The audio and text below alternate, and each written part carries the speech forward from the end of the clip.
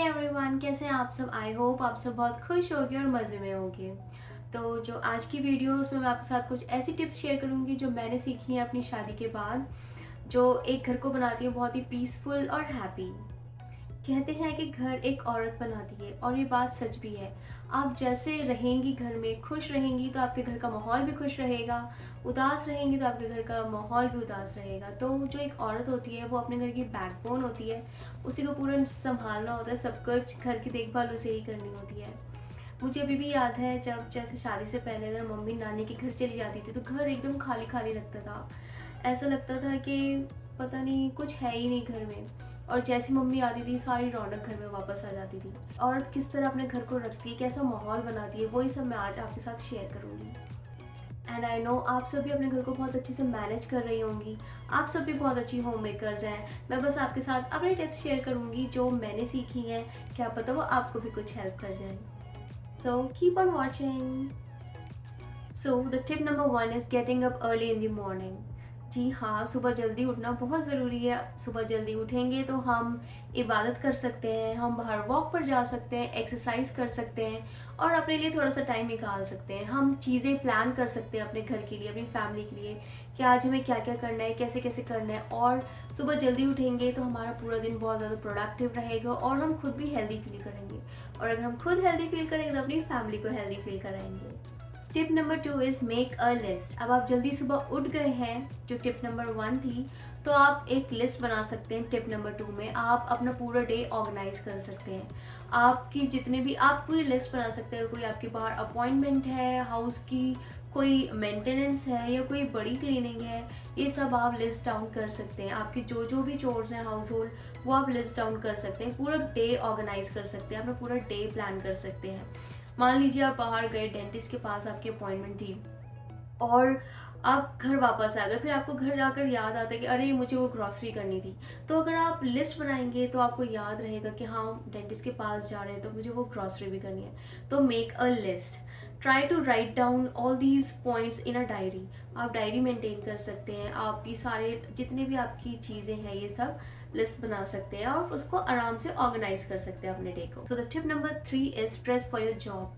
House making, home making भी एक job की तरह ही है। और अगर आप सोचो कि ऐसे ही लेज़ी है, नाइट सूट में घूम रहे हैं घर में सुबह से लेके रात तक, तो आप पूरा दिन लेज़ी रहेंगे और आपका काम करने में भी लेज़ी लेज़ी सा फील होगा। एंड अगर आप अच्छे से तैयार हो जाएंगे, सुबह से ही रेडी हो जाएंगे, अच्छे से ड्रेसअप हो जाएंगे, हल्का फुल्का सा मेकअप कर लेंगे, तो आपको खुद को भी अच्छा फील होगा और आपका मन भी लगेगा। मैं खुद देख चुकी हूँ अच्छे से रेडी होकर, जब मैं सुबह तैयार हो जाती हूँ तो मेरा मन करता है, मैं पूरा टाइम एक्टिव रहती हूँ, मुझे अच्छा अच्छा फील होता है कि मैं अच्छी लग रही हूँ, मैं ये काम कर रही हूँ। मेरा मतलब ये नहीं है कि आप पूरा क्या कहते हैं 16 श्रृंगार कर लें या शादियों वाले जोड़े पहन लें, शादियों वाले कपड़े पहन लें, पार्टी वेयर ड्रेसेस। उससे मेरा मतलब बिल्कुल भी नहीं है। मेरा मतलब है आप हाइजीन मेंटेन करें, रोज़ाना बाथ लें और अच्छे से ड्रेसअप हो। रोज़ डेली कपड़े चेंज करें, ये नहीं जो कल पहने थे वो आज भी रिपीट करें। कपड़े डेली चेंज करें, नाइट वेयर आपका अलग होना चाहिए और जो दिन का कपड़े हैं वो अलग होने चाहिए।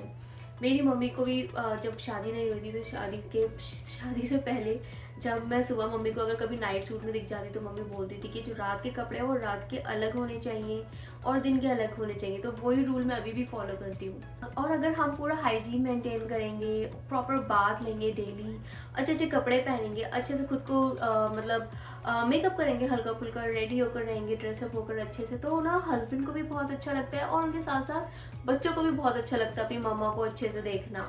Number 4, make a weekly house keeping schedule. तो जो हमारे जो रोज़मर्रा के काम होते हैं घर के छोटे मोटे, उन सब के बीच में हम कुछ बड़े काम भूल जाते हैं। जैसे कि माइक्रोवेव की क्लीनिंग करना या फ्रिज की क्लीनिंग करना या कोई कबर्ड क्लीन करनी है, तो हम एक वीकली शेड्यूल भी मेंटेन कर सकते हैं। हम नोट डाउन कर सकते हैं वो चीज़ें जो हमें वीक में करनी है, बड़ी बड़ी चीज़ें। और कोशिश करिए कि जो ये ऐसी जो सफाइयाँ वगैरह जैसे बड़े बड़े काम हैं या आप वीकेंड में ना करें। वीकेंड होता है अपने पार्टनर के साथ टाइम स्पेंड करने का दिन, तो वीकडेज में करेंगे भारी भरकम काम, वीकेंड को हल्का रहने दें, लाइट रहने दें, एंजॉय करें weekend. Tip number 5 is plan meals. अब अच्छा खाना किसको नहीं पसंद घर में। हस्बैंड को भी पसंद है और बच्चों को भी पसंद है और सबकी अलग अलग डिमांड्स होती हैं, तो आप अपनी मील्स प्लान कर सकते हैं कि आपको किस दिन क्या बनाना है। कोशिश कीजिए न्यू रेसिपीज सीखने की, हेल्दी रेसिपीज सीखने की। तो मैं ऐसे करती हूँ कि मैं वीक में ना थोड़ी लाइट चीज़ें बनाती हूँ जिसमें ज़्यादा मेहनत न लगे, और वीकेंड में सब घर पर होते हैं तो वीकेंड में ज़्यादा अच्छा खाना बनाती हूँ। कुछ स्पेशल डिशेज़ होती हैं, कुछ भी होता है, तो मैं प्रेफर करती हूँ कि मैं वीकेंड में बनाऊँ। हम ये कोशिश कर सकते हैं कि हम हेल्दी मील प्लान करें, हेल्दी चीज़ें भी ऐड कर सकते हैं हम अपनी मील प्लानिंग में। हेल्दी चीज़ें ऐड करनी बहुत ज़्यादा ज़रूरी है आजकल। बच्चों के लिए तो हेल्दी ही हमें कोशिश करनी चाहिए कि हम उन्हें हेल्दी खिलाएं। तो यही सब है, मील प्लानिंग अच्छे से कीजिए, खुद भी हेल्दी खाइए, घर वालों को भी हेल्दी खिलाइए, न्यू रेसिपीज सीखिए, टेस्टी टेस्टी खाने बनाइए। और अगर खाना बनाना नहीं आता तो कोई बात नहीं, मुझे भी नहीं आता था शादी से पहले और शादी के बाद। यूट्यूब पे सब कुछ अवेलेबल है, इजी रेसिपीज़ और स्पेशल रेसिपीज़, तो आप यूट्यूब से सब कुछ सीख सकते हैं। अब मैं इतनी एक्सपर्ट हो गई हूँ ना खाना बनाने में, तो शादी के बाद तो सब कुछ आ ही जाता है। और आप पूरे वीक का मील प्लान कर सकते हैं, एक दिन आराम से बैठकर पूरे वीक का मील प्लान कर सकते हैं कि मंडे को ये बनना है, वेडनेसडे को ये बनना है, सैटरडे को ये बनना है। उससे ना हमारा स्ट्रेस कम हो जाता है। पता है, ये जो हम सोचते हैं कि आज क्या बनाएं, आज क्या बनाएं, आज क्या बनाएं, उससे भी हमारा स्ट्रेस बढ़ता है। तो ये जो चीज़ें हैं मील प्लानिंग, आप एक दिन बैठ के तसल्ली से बनाएंगे कि मील प्लानिंग में हमें ये चीज़ें बनानी है, इसके लिए हमें ये ग्रॉसरी चाहिए, घर में ये चीज़ें ख़त्म हो गई हैं, ये चीज़ें हमें लानी है, तो सारा जो वीक है आराम से निकलता है। तो मील प्लानिंग बहुत ज़्यादा ज़रूरी है। So the very important point number 6 is worshipping. Yes, never skip your prayers. आप नमाज़ पढ़िए, पूजा कीजिए, अल्लाह को याद कीजिए, भगवान को याद कीजिए, पर आप ये मिस मत करिए। आपको ये ज़रूर करना है। इससे ये है कि आपकी खुद के अंदर पॉजिटिविटी आएगी और घर के अंदर पॉजिटिविटी आएगी। नमाज़ पढ़ने से एक अलग ही पॉजिटिविटी आती है और ना एक मतलब बहुत सुकून सा रहता है घर में और खुद के अंदर भी। आपको सुकून मिलेगा, तो ये घर के अच्छे के लिए बहुत ज़्यादा ज़रूरी है ऊपर वाले को याद करना। तो वर्शिपिंग सबसे ज़्यादा ज़रूरी है, उसे मत मिस करिए बिल्कुल भी।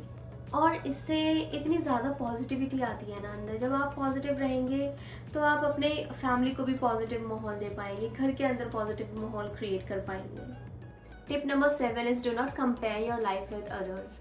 हमें कंपैरिजन बिल्कुल भी नहीं करना चाहिए। हमारे पास जो है, जो ऊपर वाले ने दिया है, उसमें हमें अल्लाह का शुक्र अदा करना चाहिए, उसमें हमें बहुत खुश रहना चाहिए। और अगर हमें कुछ उससे ज़्यादा चाहिए तो हमें अल्लाह से दुआ करनी चाहिए, उस चीज़ के लिए मेहनत करनी चाहिए। दूसरों को देखकर कंपैरिजन नहीं करना चाहिए। हमें नहीं पता जो दूसरा इंसान है, देखिए हम सब अलग इंसान है और सबकी ज़िंदगी भी अलग है। हमें नहीं पता सामने वाले इंसान की लाइफ में क्या चल रहा है, उनके घर में क्या चल रहा है और वो हमें क्या दिखा रहे हैं।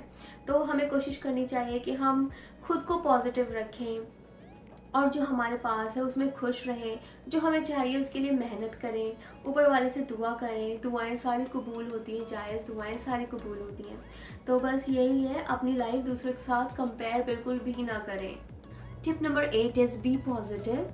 आपको पॉजिटिव रहना है, खुश रहना है, घर में एक जॉय का माहौल रखना है। देखिए, हम नहीं जानते हमारे हस्बैंड बाहर जाते हैं काम पर, बच्चे भी बाहर जाते हैं पढ़ाई करने, वो किस फेज़ से गुजर रहे हैं, क्या क्या मुश्किलें सामने आ रही हैं उनकी।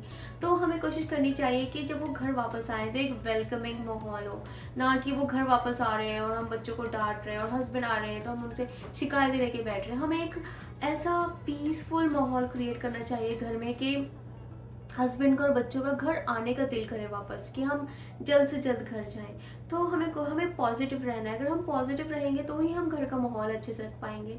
हमें खुश रहना है। आप नमाज़ें पढ़ेंगे, इबादत करेंगे और अच्छा अच्छा सोचेंगे तो आपके अंदर खुद पॉजिटिविटी आएगी। तो हमें अब एक वेलकमिंग माहौल क्रिएट करना है अपने फैमिली के लिए, ना सिर्फ फैमिली के लिए, जो भी हमारे घर गेस्ट भी आते हैं तो हमें उनके लिए भी एक अच्छा सा माहौल बनाना है, पीसफुल माहौल, जो कोजी सा, पीसफुल, जॉयफुल। तो ये आप खुद खुश रहकर, खुद पॉजिटिव रहकर ही बना सकते हैं। अगर आप नेगेटिव सोचेंगे कि यार इसके पास ये है, मेरे पास ये नहीं है, सारा दिन घर का काम में लगी रहती हूँ, इतने बजे उठना पड़ता है, ये करना पड़ता है, वो करना पड़ता है, आपके अंदर नेगेटिविटी आएगी तो आपका मूड ऑफ रहेगा। और जब बच्चे घर पर आएंगे तो उनको डांटोगे, हस्बैंड घर पर आएंगे उनके साथ शिकायतें लेके बैठ जाओगे। तो इस चीज़ को अवॉइड करनी चाहिए। हमें ही घर बनाना है, हमें ही घर चलाना है। हम जैसा माहौल रखेंगे वैसे ही बनेगा। तो हमें खुद को पॉजिटिव रखना है, और घर के माहौल तो अपने आप ही पॉजिटिव हो जाएगा फिर।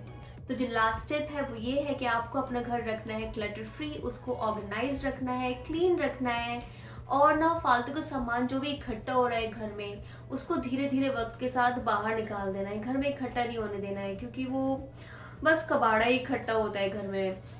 और अगर आपको अच्छी अच्छी चीज़ें इकट्ठे करने का शौक है, डेकोरेटिव आइटम्स या फिर एंटीक्स, तो उनकी भी एक प्रॉपर प्लेस होनी चाहिए घर के अंदर। ये नहीं कि कुछ इधर पड़ा है कुछ उधर पड़ा है।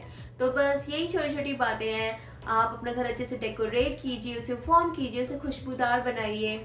और वीडियो आपको इन्फॉर्मेटिव लगी हो तो प्लीज़ वीडियो को लाइक कीजिए, चैनल को सब्सक्राइब कीजिए और वीडियो को शेयर कीजिए। मैं मिलती हूँ आपसे नेक्स्ट टाइम। तब तक के लिए आप सब अपना बहुत बहुत ख्याल रखिए। बाय।